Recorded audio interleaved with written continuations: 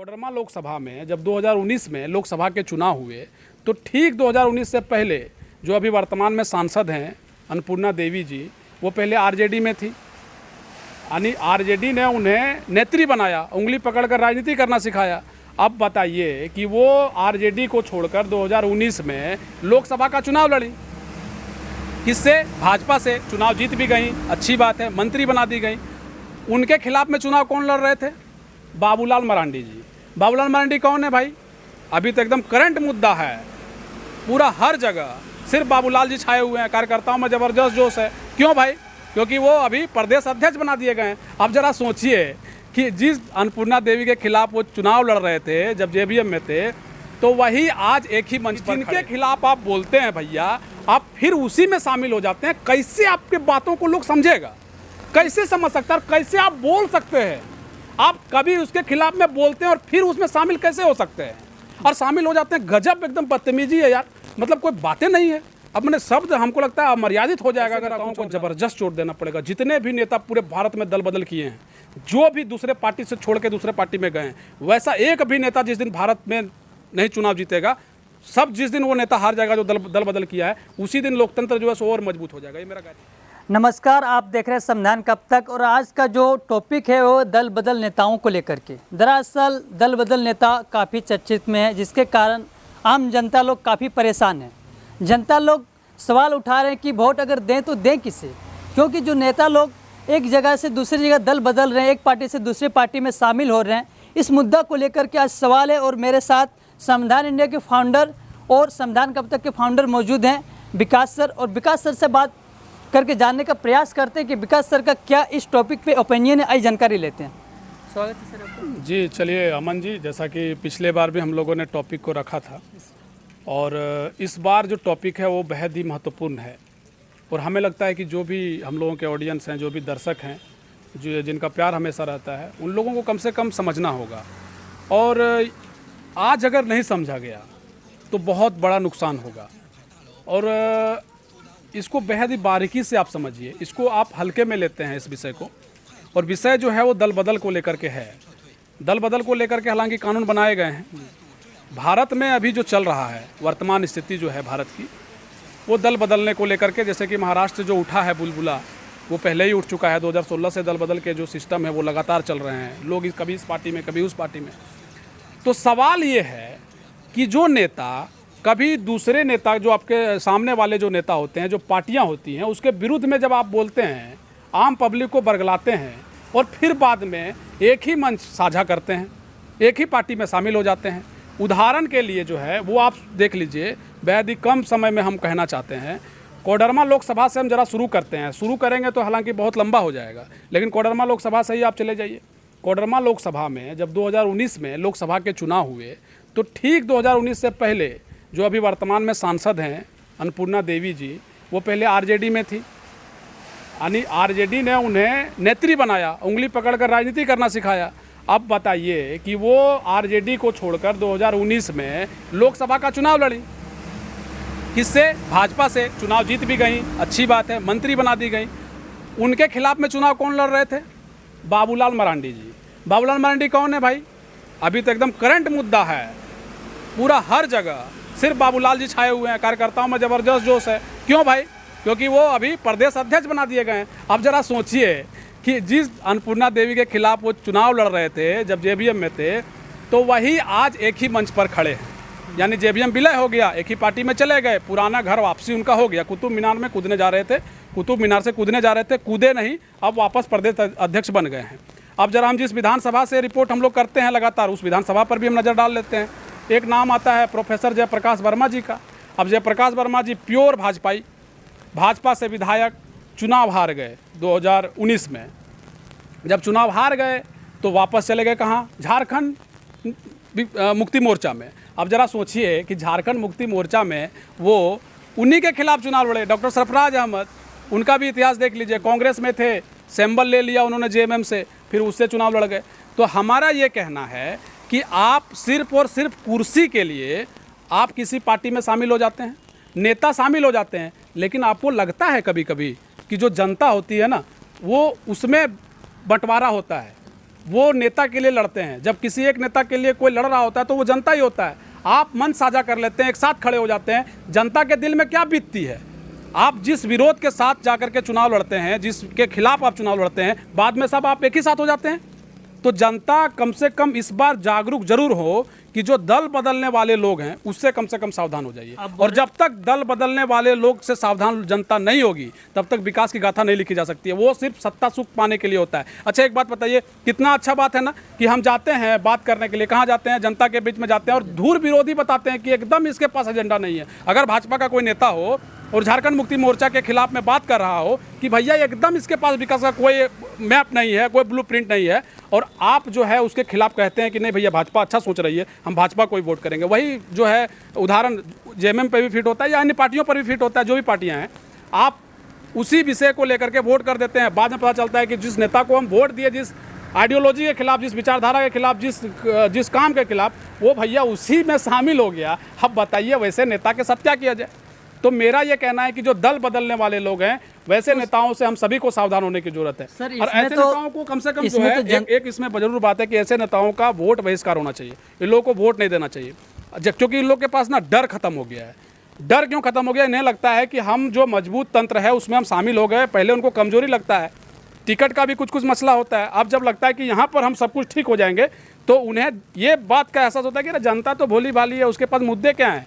उसके पास थोड़ी बेरोजगारी वाला मुद्दा है, उसके पास तो हिंदू मुस्लिम वाला मुद्दा है, उसके पास थोड़ी महंगाई वाला मुद्दा है, उसके पास तो कोई बेहतर स्वास्थ्य का बनाने का मुद्दा थोड़ी है, बेहतर शिक्षा बनाने का मुद्दा थोड़ी है। उसके पास तो हिंदू मुस्लिम है, उसके पास तो बंटवारे की राजनीति है, उसके पास सरकार गिराने उठाने की जो बातें हैं वो मुद्दे हैं। उनके पास ये सब मुद्दा नहीं है, नहीं समझे? तो ये सब जब मुद्दा जनता के पास है नहीं तो वो लोग भी जो है सो सहज महसूस करते हैं कि भैया हम तो जीत ही जाएंगे, चलो कोई बात नहीं, जनता बुड़बक है, बुड़बक बना दिया जाएगा। और सबसे बड़ी बात है कि जनता को ही जागना पड़ेगा। जब तक जनता जागेगी नहीं तब तक ऐसे नेता जो हैं दल बदलते रहेंगे, विचारधारा के साथ खेलते रहेंगे, आम पब्लिक के साथ खेलते रहेंगे। एक मन साझा करेंगे नेता और जनता उसका खामियाजा भुगतेगी। जनता आपस में लड़ जाएगी, जनता तो लड़ती ही है। अब देखते हैं ना कितने पब्लिक जो है, गांव ग्रामीण का क्या स्थिति है। ये जेन्युइन बात है, जो लोग देख रहे होंगे इस बात को समझते होंगे कि जब आप किसी दो नेता जब चुनाव लड़ रहे होते हैं विधानसभा का, उस समय भी जनता जो है सो बटी भी रहती है, कोई इसका गुट रहता है, कोई इसका खेमा रहता है। जब नेता एक दूसरे से मिल जाता है तो क्या जनता मिल पाती है क्या एक दूसरे से? उसका दिल मिल पाता है क्या? तो आप तो जाकर के माला पहन लिए, जनता कैसे माला पहनेगी? और जनता के बदौलत आप नेता बने और वही जनता को दरकिनार कर दिया, उसके भावना का ख्याल नहीं रखा। सर इसमें जनता का भी गलती है ना, क्योंकि जनता लोग अगर सही जो खड़ा होने वाले नेता हैं, सही नेता को अगर नहीं चुनेंगे तो इसमें गलती किसका है? जनता लोग का गलती इसमें लग रहा है। क्योंकि जनता लोग अगर सही डायरेक्शन में जो दिखा रहे दिशा को, अगर उसे चुनते हैं, उसे अगर नेता बनाते हैं तो उसका भला होगा। लेकिन नहीं तो बिल्कुल हम तो कह ही रहे हैं कि इसलिए हम कह रहे हैं कि ये महत्वपूर्ण टॉपिक 2024 के लिए इसलिए है। हम कह रहे हैं कि जो भी नेता बने स्वच्छ छवि का हो, एक पार्टी में रहा हो। और हमें लगता है कि जो संविधान है, जो गाइडलाइन है, जो नियम है, इलेक्शन कमीशन जो चीज़ें जारी करती है उसका ठीक ढंग से निर्वहन होना चाहिए, पालन होना चाहिए। लेकिन हमें ये लगता है ये जो दल बदलने वाला जो सिस्टम है, जिसको लेकर के फिर कोर्ट जाओ, कचहरी जाओ, फलाना जाओ, भैया आपका कोई आइडियोलॉजी नहीं है क्या? आपका कोई आत्मसम्मान नहीं है क्या? आपका कोई स्वाभिमान नहीं है क्या? हम कह रहे हैं कि जो ऐसे लोग हैं जो दल बदलने का काम करते हैं, इसे जनता ही चोट दे। ये सही बात है कि आप कह रहे हैं कि जनता की गलती। अरे भैया एक बार 5 साल के बाद आप वापस आइएगा ना, देख लेंगे कि आपने जिससे लड़ाया आप उसी के साथ खड़े थे, तो इसका मतलब आपका विचारधारा है या नहीं है? हम आपको क्यों वोट देंगे? तो जनता को बहिष्कार करना होगा, ऐसे लोगों को डर दिखाना होगा, तभी जाकर के पूरे भारत में, नहीं सिर्फ झारखंड का ये बात नहीं है, हर जगह आप देख लीजिए कि कभी अभी आप बिहार में देख लीजिए, तेजस्वी यादव पूरा पानी पी पी करके नीतीश कुमार को खोजते रह गए कि भैया, और लालू यादव जी खुद बोलते थे मेरे नीतीश कुमार के पेट में दांत है। अब बताइए, तो जो पेट में दांत था अभी उनको दांत नजर नहीं आ रहा है, दोनों गठबंधन कर लिए, सरकार बना लिए। तो हमें लग रहा है कि जिनके खिलाफ आप बोलते हैं भैया, आप फिर उसी में शामिल हो जाते हैं। कैसे आपके बातों को लोग समझेगा? कैसे समझ सकता है? कैसे आप बोल सकते हैं? आप कभी उसके खिलाफ में बोलते हैं और फिर उसमें शामिल कैसे हो सकते हैं? और शामिल हो जाते हैं, गजब एकदम बदतमीजी है यार, मतलब कोई बातें नहीं है। अपने शब्द हमको लगता है अमर्यादित हो जाएगा अगर आप कुछ और ज़्यादा बोल दिए तो सारे नेताओं जब एक दूसरे में शामिल हो रहे हैं तो जनता कहाँ जाएंगे सर? जनता किसको चुनेंगे? अरे जनता देखिए, जनता वैसे लोगों को चुने जो विचारधारा की बात का, जिनकी विचारधारा अच्छी हो, जो आपके क्षेत्रीय मुद्दों को उठाता हो, जो आपके जो समस्याओं को समझता हो, जो आपके दिल की बात को बताता हो। हालांकि बताने वाले सभी नेता सामने आते हैं, लेकिन करने का सब समय आता है तो सब 9, 2, 11 हो जाते हैं। लेकिन कुछ ऐसा भी नहीं है कि नेता नहीं है, हैं अच्छे नेता भी हैं, उन्हें चुना जाए। और वो चुन के आते भी हैं। लेकिन हम जब चुनाव का बारी आता है तो देखिए, चुनाव तब सही मायने में बढ़िया से हो पाएगा जब हम जातिगत आधारित जो चुनाव होते हैं उससे हम ऊपर उठेंगे, जब मेरे जो मुद्दे हैं उनसे हम बाहर निकल करके हमारे जो मुद्दे हैं उस पर हम आएंगे। यानी जो देखिए, हिंदू मुस्लिम को लेकर के डिबेट किया जाता है, जो अलग अलग मुद्दे, मतलब बेकार का मुद्दा जिसका कोई मायने मतलब नहीं है, मतलब सिर्फ आपको एक वर्चस्व, बाहुबल और धनाढ़े लोगों को सामने ला करके दिखा जाए, अरे भाई बड़ी ये मजबूत आदमी है, अच्छा उसको आपको वोट करना है। अच्छा, बेकार का बात, मतलब कहीं अगर अमेरिका में कुछ हो रहा है तो अमेरिका से, भैया अमेरिका में किसी को फायदा हुआ हो नहीं हुआ हो उसको हमसे जोड़ दिया जाता है। भैया हमारा गांडे में क्या हुआ, मेरा कोडरमा में क्या हुआ, ये नाम देखेंगे। तो जितना भी मेरा क्षेत्र है, मेरा नली गली क्या हुआ, मेरा स्वास्थ्य व्यवस्था कैसा है, मेरा सामुदायिक स्वास्थ्य केंद्र कैसा है, मेरा शिक्षा का व्यवस्था कैसा है, हमको ये देखना होगा। मेरे लिए स्कूल के लिए मेरा बच्चा का जो भविष्य है उसको कौन ठीक कर रहा है। मेरे चूँकि देखिए अभी शिक्षा का व्यवस्था कितना गंदा हो गया है, आप समझ लीजिए। कम से कम जो हमारे बुनियादी ज़रूरत को पूरा करने वाला नेता होना चाहिए, और शिक्षा, स्वास्थ्य, सड़क, बिजली, ये पानी, ये सब समस्या को दूर करने वाला नेता होना चाहिए। बुनियादी ज़रूरत का बातें नहीं करता है कोई, बुनियादी ज़रूरत का बात नहीं करेगा। अमेरिका, हॉलैंड, इंग्लैंड, फलाना ढिमका, पाकिस्तान, दुनियादारी, सिर्फ यही टॉपिक है। तो ये टॉपिक जब तक रहेगा तब तक विकास का बात आप कह सकते हैं क्या? कैसे नेता को चुनिएगा? तो हम वही नेता को चुनेंगे जो हमारे क्षेत्र का बात करेगा, जो हमारे मुद्दे को लेकर बात करेगा, जो मेरी नीति को लेकर बात करेगा, जो हमारे आने वाले भविष्य के जो बच्चे हैं उसके बेहतर भविष्य की बात करेगा, जो हमारा शिक्षा, स्वास्थ्य, बिजली, सड़क, पानी को तंदुरुस्त करने की बात करेगा, जो उसके लिए लड़ेगा, जो आंदोलन में शामिल होगा, उनको हम चुनेंगे। तो सर आप एक सवाल किए थे, दल बदल, अभी दल बदल नेता कर रहे हैं, तो दल बदल ये कानून एक प्रकार का है, तो कानून है क्या ये? देखिए, जैसा कि अभी हम कुछ स्थानीय नेताओं को लेकर के बात रखें, तमाम लोगों को लेकर के भी बातें रखें। देखिए, ये सिर्फ एक पार्टी विशेष या व्यक्ति विशेष को लेकर के हम नहीं कह रहे हैं। सबसे बड़ी बात है कि हम जो बात कह रहे हैं ये बहुत ही महत्वपूर्ण इसलिए है क्योंकि देखिए, देश 1947 में आज़ाद हुआ, अब 2023 चल रहा है। अब जरा सोचिए, इतने वर्ष बीत गए हैं, क्या हम मजबूत लोकतंत्र की नींव गढ़ पाए हैं? ये सवाल है। हम अगर मजबूत लोकतंत्र की नींव नहीं गढ़ पाए हैं तो इसमें सबसे बड़ी भूमिका किसकी है? जो हमारा अगुआ है, जिसे हम अगुआ बनाते हैं, यानी लोकतंत्र, डेमोक्रेसी में अगर नेता सबसे बड़ा अगर बचाने वाला, लोकतंत्र को बचाने वाला, उसको आगे ले जाने वाला होता है, तो वो नेता कितना मजबूत होना चाहिए ये समझना होगा ना। उसके कंधे पर कितनी बड़ी जिम्मेवारी है। वो कहाँ, हमारे महापुरुषों ने क्या इसीलिए बलिदान दिया था कि ऐसे नेताओं के को कंधा सौंप दिया जाए, ऐसे लोगों पर जिम्मेवारी दे दिया जाए जो दल बदल करने के लिए, अपना सत्ता सुख पाने के लिए, आपके विचारधारा को लड़ाने के लिए, जनता को आपस में लड़ाने के लिए, आपको अलग अलग पार्टीशन करने के लिए नेता बनेंगे। इसीलिए आज़ाद करवाए थे क्या? अगर इसलिए आज़ाद नहीं करवाए थे तो जिस लिए आज़ादी मिली थी, वैसे जो महापुरुष हैं जिनको, जो हालांकि बात करने वाले बार बार कह रहे हैं मिल जाएंगे, चोट देना होगा।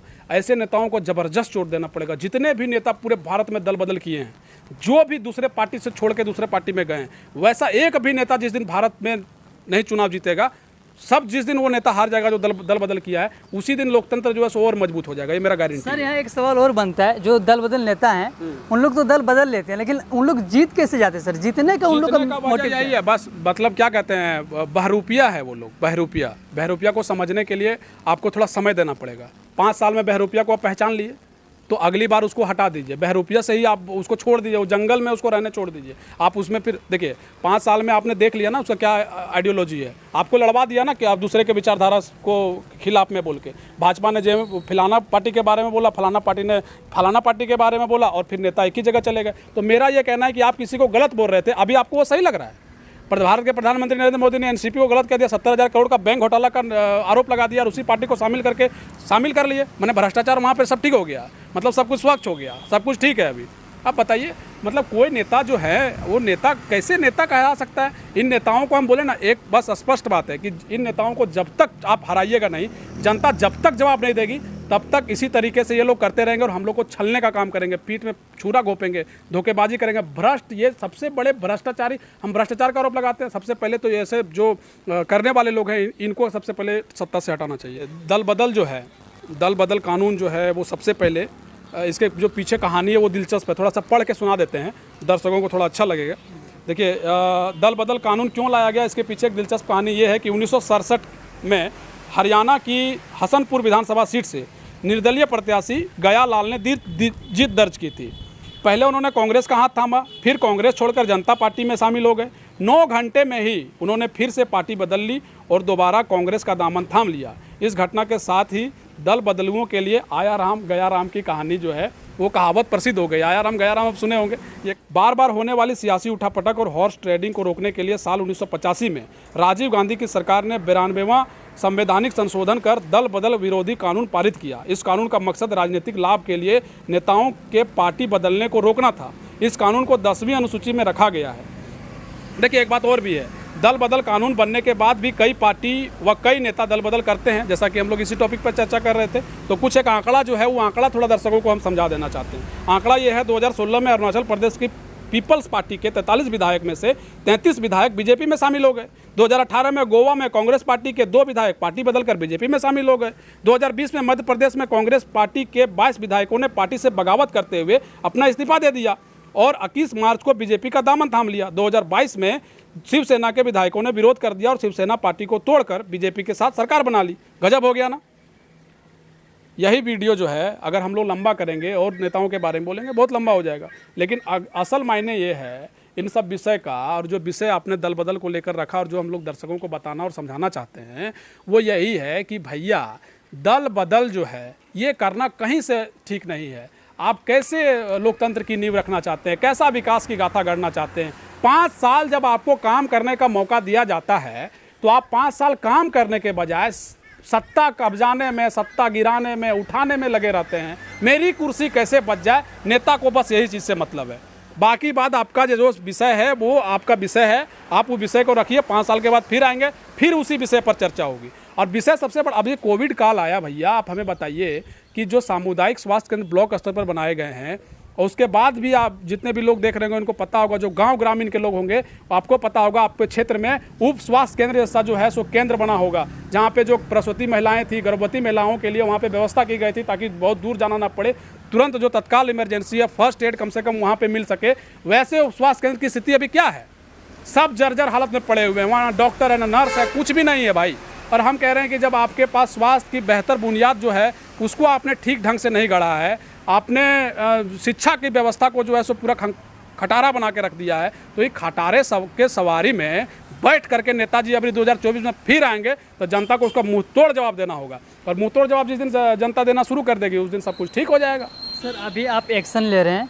एक्शन नहीं ले रहे, हम एक्शन लेने वाले कौन होते हैं भैया? हम तो पत्रकार हैं, अभिव्यक्ति की आज़ादी है, स्वतंत्र पत्रकार होने के नाते हम सभी को कह रहे हैं। अब इसको लेकर के एक साफ बात और भी कर देना चाहते हैं कि इससे कोई भी पार्टी विशेष के लोग ये चीज़ ना समझें कि हमारे पार्टी को लेकर बोला जा रहा है। हम भाजपा से लेकर तमाम छोटे छोटे दल को भी कह रहे हैं, और हम उन नेताओं को कह रहे हैं जिन्होंने दल बदला है। हम उन नेताओं को कह रहे हैं जो पार्टी छोड़ कर कभी इस पार्टी में कभी उस पार्टी में गए हैं, जिन्होंने जनता का जो है अपमान किया है। अब ये कहें क्योंकि ये तो विरोधी का काम है कि आप इस तरह का आरोप लगा रहे हैं। हम आरोप नहीं लगा रहे हैं, हम एकदम यही बात ही कह रहे हैं कि गलत किया गया है, जनता को जागना होगा। और 2024 में हमने कह दिया ना, साफ कह दिया कि जो भी दल बदलने वाले नेता हैं, जब भी किसी और पार्टी में थे, आज किसी और पार्टी में रह करके वोट मांगने के लिए आपके पास आएंगे, उन नेताओं को बहिष्कार कर दीजिए। और खास करके झारखंड के युवा, जो भी नेता इधर से उधर गए हों, जो भी पार्टी में गए हों, उन नेताओं को एकदम बहिष्कार कर दीजिए।